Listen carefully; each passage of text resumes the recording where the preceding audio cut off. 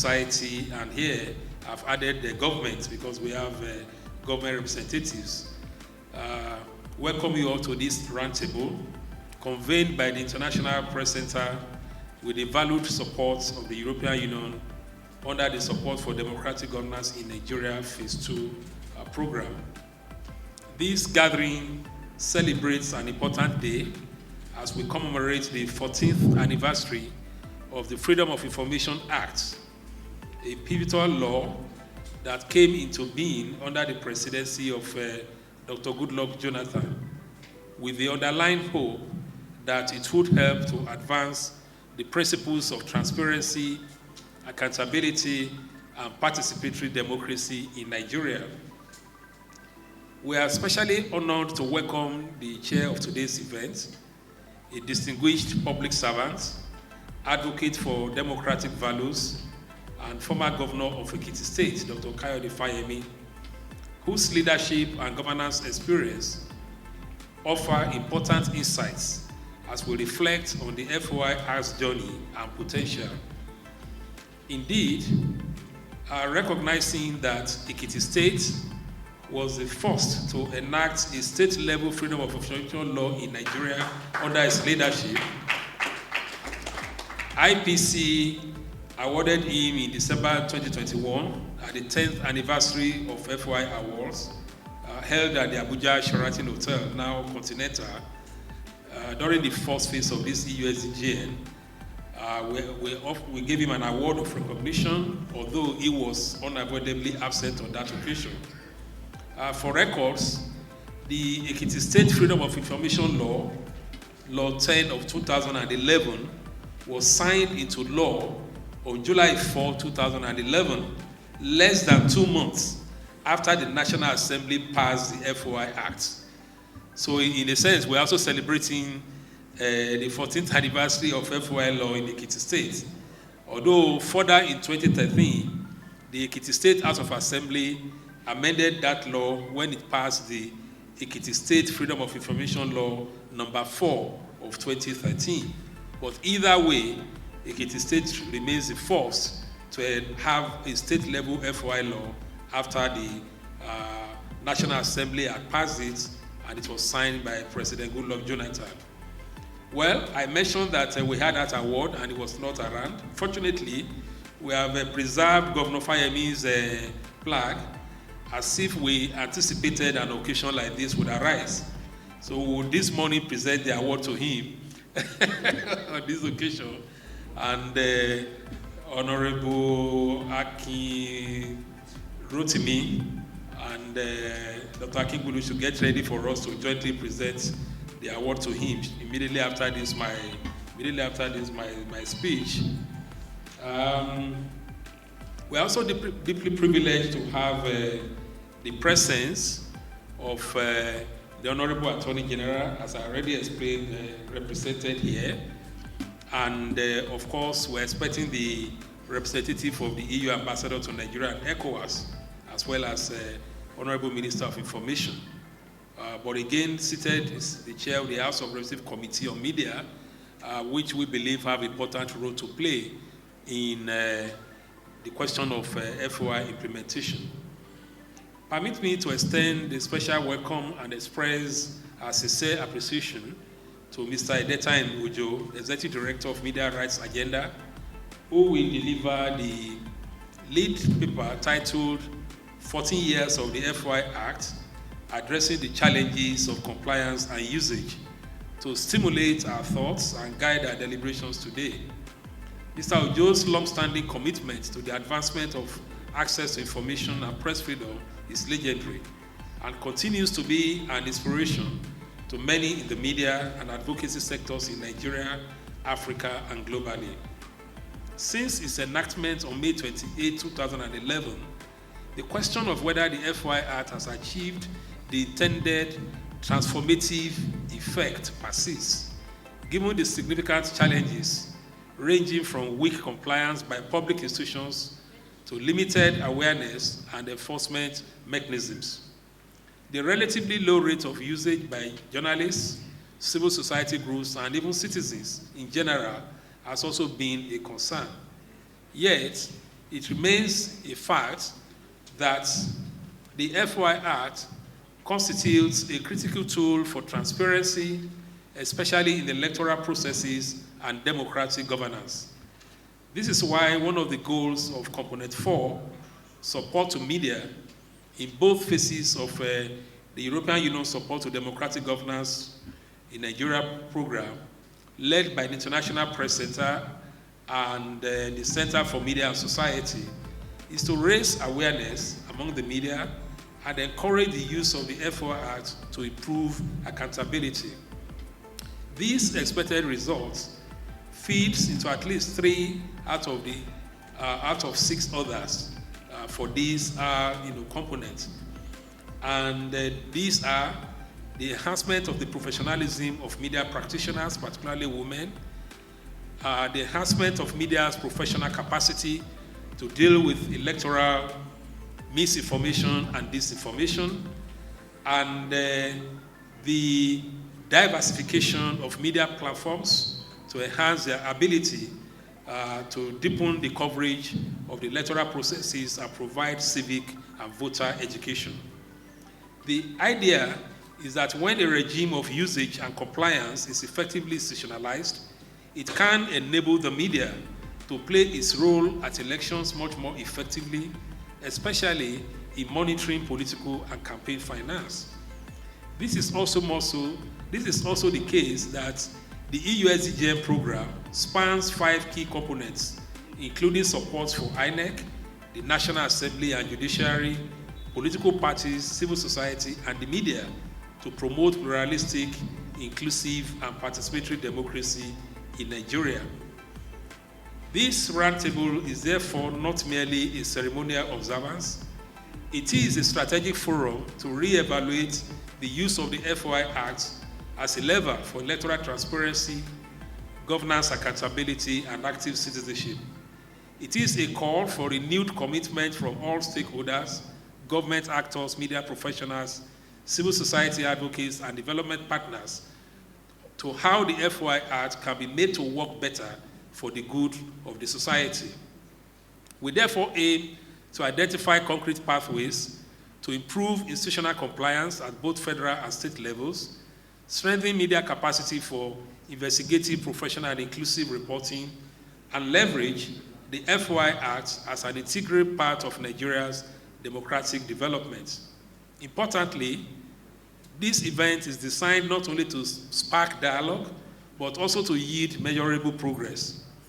We therefore envisage that we will be able to identify key action points, policy recommendations, possible implementation plan, and the follow-up framework.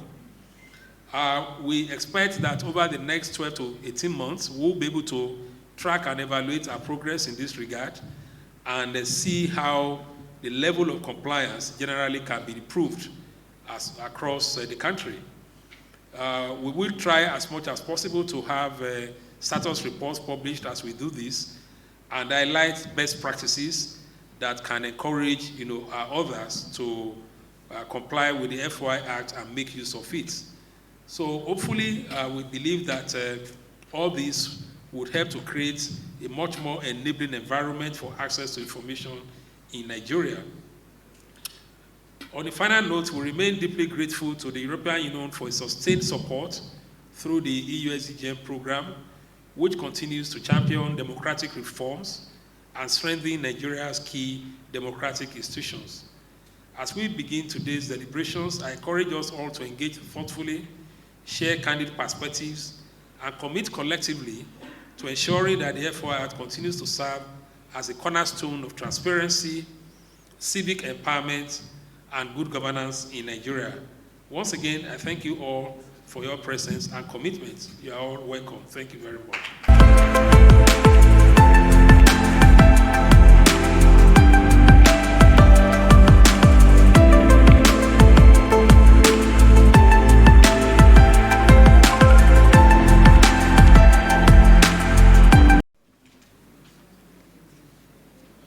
International Press Center. Dr. Arogundade already spoke. and I will just be adding my voice to what he has said, and mine is going to be as concise as possible. Your Excellency, doctors that have followed the passage of that law at the federal level and even in the Ekiti State, you and your administration stand on the positive side of history. In the work that I do, I already see in research here and there where that singular act of being the first to enact or to domesticate that law in your state resonates, across studies, not just in Nigeria, but across the world.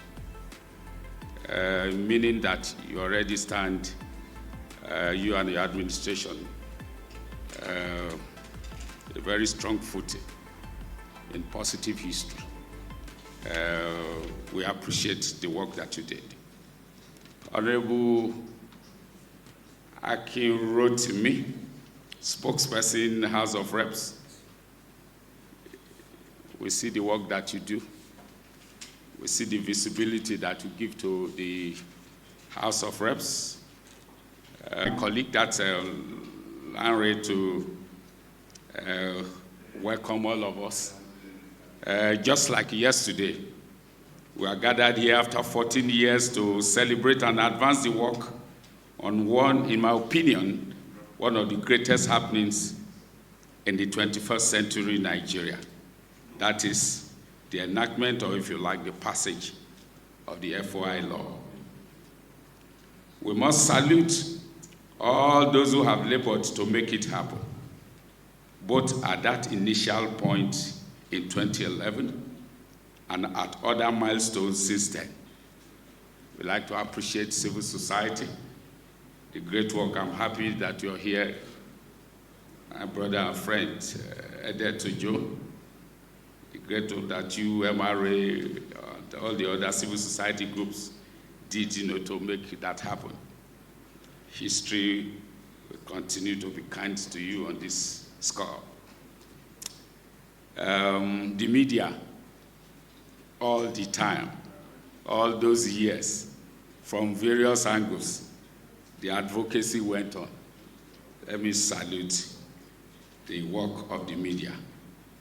The academia, great work. We see it again and again, even after the passage of the law. And if you try, to just Google now, work of academics in the area of FOI, it's in full ground. All the work, that they continue to do. We thank you. The legislature, yes, at the time that law was passed, it was a challenging moment. I'm not too sure that we have reached the level where we are now, and for the legislature at that time to get that law through. I know that, they were working in concert with other actors, including civil society. It was something significant, especially when you put that on the background of what you started to see when institutions of democracy started developing cold feet on the implementation. So what the National Assembly did, at that time was really great. So, Honorable Rotimi, can kindly carry the message back that somebody said, yes, what the National Assembly did at that time was right, was great and significant. And we think that they should continue in that spirit. State government. Dr. Kayode, I hope that you will accept to take that credit, as I've said earlier on, and take the full credit and then decide to whom you want to share it among state governors and state administrations, and decide the proportions that will give each. Because what we have seen after that great work that you and your administration did, we haven't seen, what we have seen is state governments struggling against FOI, struggling and pushing the thing even up to Supreme Court. Imagine. So decide, you have the credit, so decide who gets whatever slice, out of the credit that should go to state government. So if there were doubts before the passage of the FOI law, developments in the past 14 years leave nobody in doubt about the relevance of the FOI law. Today we can see the possibilities. Access to electoral information. Citizens can use FOI Act to request information from the Electoral Commission and other public bodies. Today we see possibility in transparency in election financing. FOI requests can be used by citizens to uncover information on campaign expenditures. FOI requests can be used to hold electoral commissions accountable. We see all of this happening. FOI requests can be used in monitoring electoral offenses. We see that happening. Can be used for empowering civil society and other actors. Used in empowering, of course. That one is already central. Media are using it, to do its professional work. We have seen the potential being demonstrated in promoting open governance. We have seen generally the potential and the possibility of enhancing public trust in democratic institutions through the use of this FOI law. As Dr. Arogundade already told us, this FOI component is very, very important work in the EU-SDGN program that we are implementing. As you can see, the IPC is vigorously implementing and leading in the implementation of this. And we are seeing this. There are several other activities that have been held in the past, and more will be held. And as he has told us, the goal is democratic accountability, transparency and accountability in the electoral and broad democratic process. So I wish to thank every one of us who have been gathered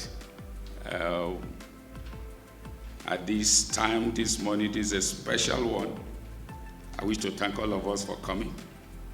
Media, civil society, and as usual, I look forward to very, very rich conversation here. And I believe very strongly that the takeaways that we'll have from here will really ginger or refire or re-energize the work that we have been doing as we move forward. I thank you for giving me the attention. Good morning. Ladies and gentlemen, it is an honor to address this timely gathering on the 14th anniversary of the Freedom of Information Act in Nigeria. I sincerely thank the International Press Center for the kind invitation extended to the House of Representatives. I know Nigerians, you don't like us very much. You don't believe that we're working in your interest, and it is our duty to continue to work to, as Dr. Fayemi has said many times, to regain the trust and to reverse that trust deficit between Nigerians and government, but most especially the parliament. We also thank the International Press Center for your unrelenting work in deepening media development, civic awareness, and democratic accountability in Nigeria. Now, today's event comes at a particularly symbolic time. Not only is it 14 years after the FOI Act, but it's also coming, yesterday marked the second anniversary of the Bola Ahmed Tinubu administration. And in just under 2 weeks, we will mark the midterm of the 10th National Assembly.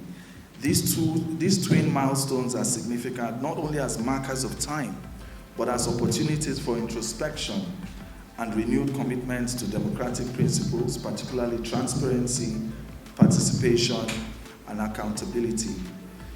It is also my personal privilege to share this platform with a distinguished statesman who has profoundly shaped my public service journey, His Excellency Dr. Kayode Fayemi, former governor of Ekiti State and former chairman of the Nigeria Governors Forum.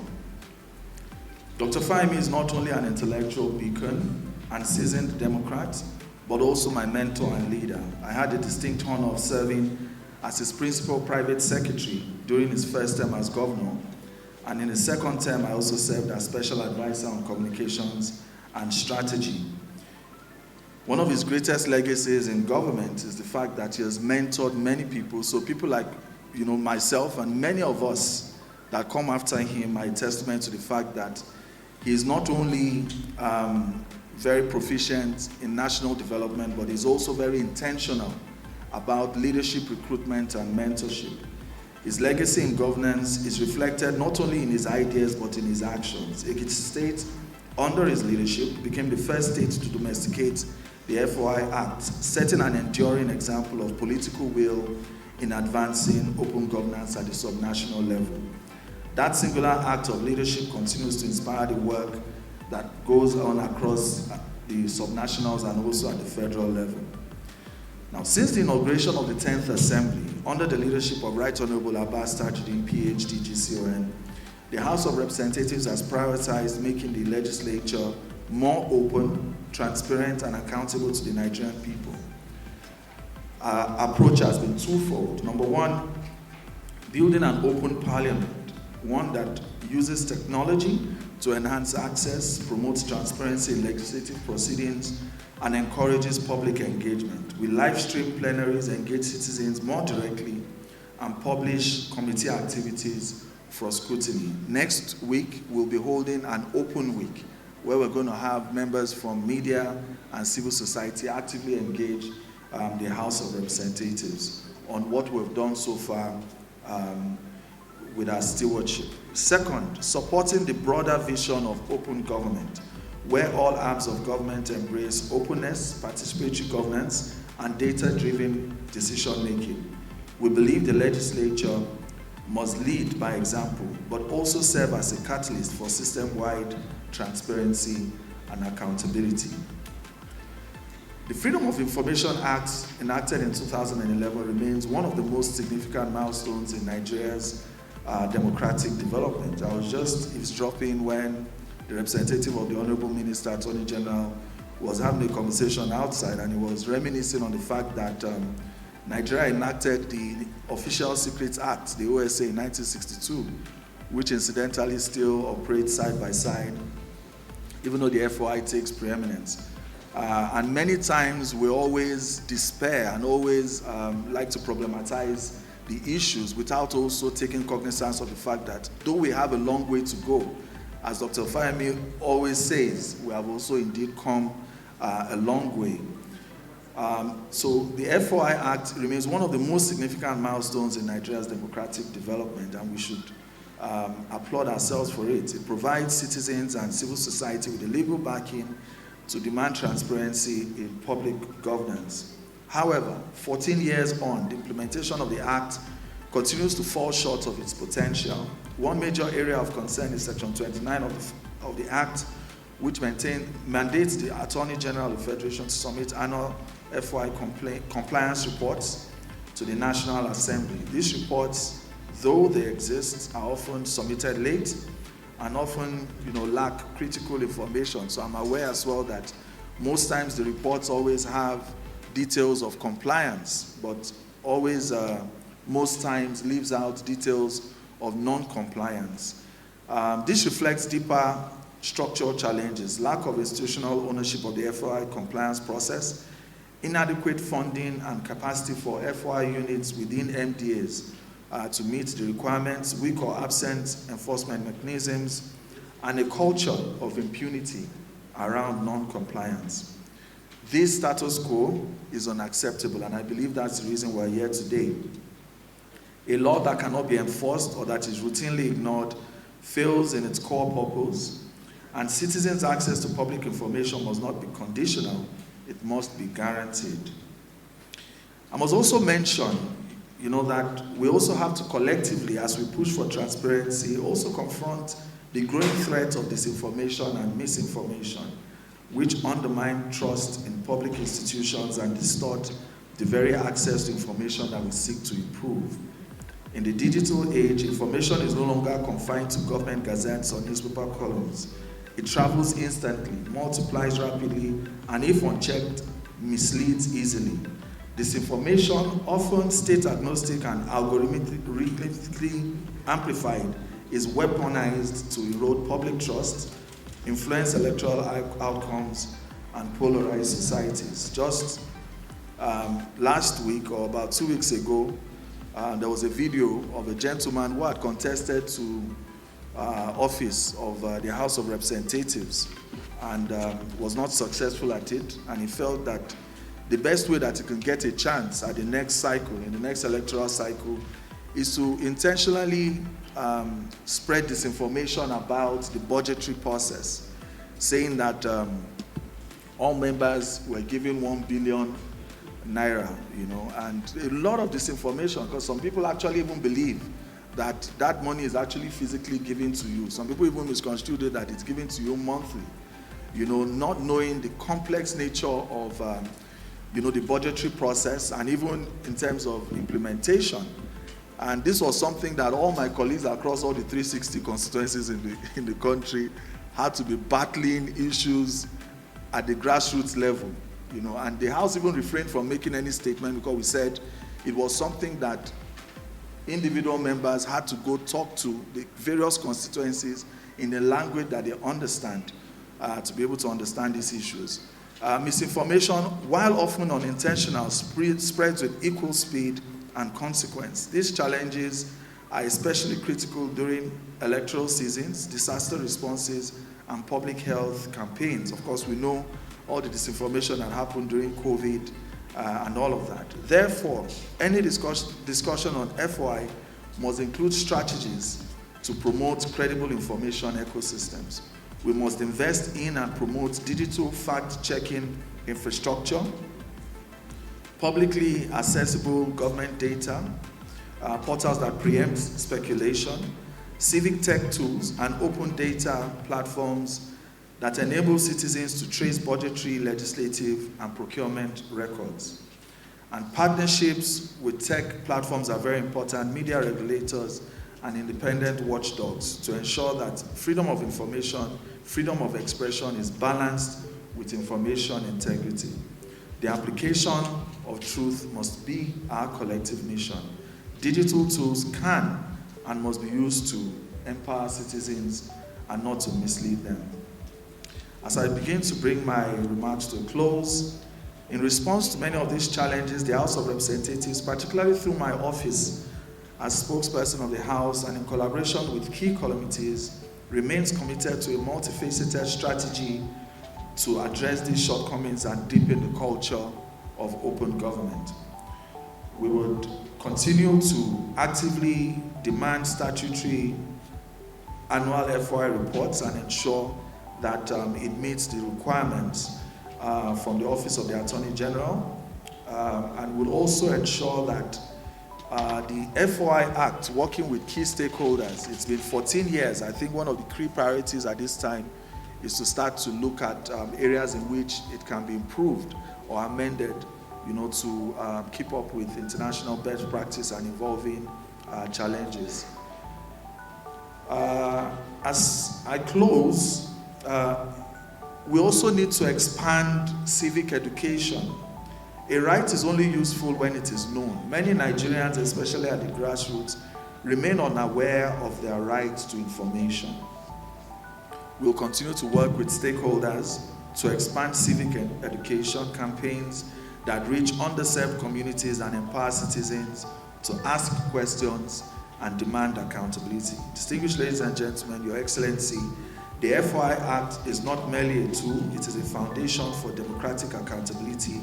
But like all laws, its impact lies not just in its text, but in its enforcement, its uptake, and its mainstreaming into governance culture. As we mark the midpoint of the current administration and legislative session, we recommit to the principle that the people have a right to know. Transparency is not optional, it is constitutional. Accountability is not a political favor, it is a democratic obligation. Let us work together across government, media, civil society, and citizenry to move from form to function, from rhetoric to results, and from compliance to conviction. Thank you again, Your Excellency, Dr. Kayode Fayemi, for this platform. Thank you to the organizers for inviting me, and particularly extending this invitation to the House of Representatives. And thank you, distinguished ladies and gentlemen, for your kind attention. May God bless the Federal Republic of Nigeria. Thank you. I'm here to present the Honorable Attorney General of the Federation Goodwin remark on relevance of the Freedom of Information Act in electoral transparency and accountability. Those before me went out of this, but I'm not carried along with them. I will still focus on what I was asked to come and deliver.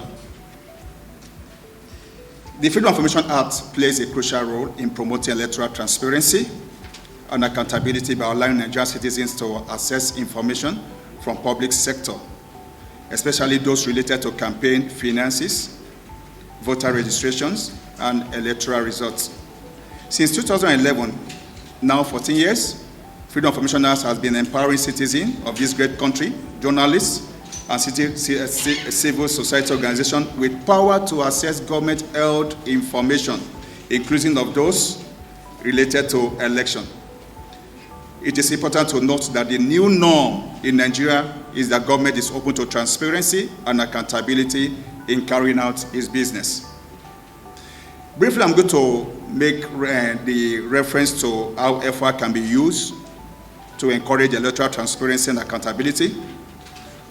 One of the uses is access to campaign finance information. Citizens can request and obtain information about campaign funding, including donors and amounts, and how funds are spent. This will ensure that electoral funding as provided by the law is complied with. Also, Nigerian citizens can also use FOI to access voter registration data to help prevent what we always call overvoting and underage voting. The next one, we're going to look at electoral results and data and audit data. Citizens can use FOI to request information about election results, including votes count, audit data, and any irregularities that may have occurred during the election.